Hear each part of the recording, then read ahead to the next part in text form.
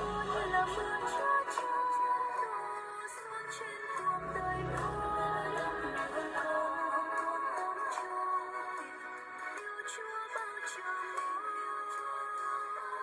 hồng ân chúa như con vươn lên thánh nhạc tới thiên đàng từ xa hồng ân chúa bên con tháng năm mãi đồng thắm.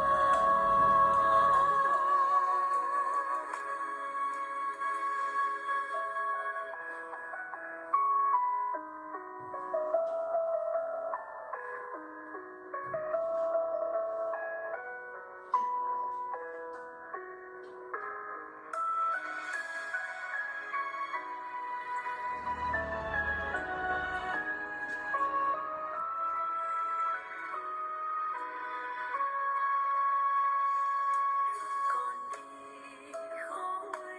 cùng Chúa con qua muôn trùng dù thân con đáng chi Ngài luôn giúp con cùng đi cùng với Chúa song hành truyền giao phúc âm an lành đường có Chúa phóng thay ôi kỳ diệu thay có Chúa phóng thay ôi kỳ diệu thay hồng ân Chúa như là mưa chúa chúa đổ xuống trên cuộc đời con hồng con tâm trong tình yêu Chúa bao trùm hồng ân Chúa như con vươn lên thánh nhạc tới thiên đàng từ xa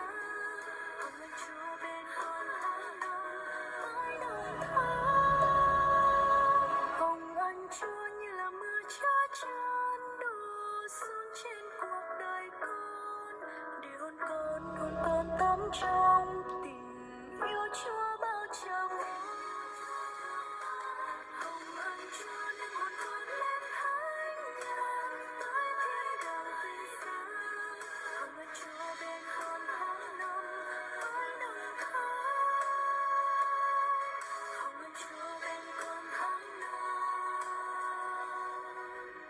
mãi đồng thắm.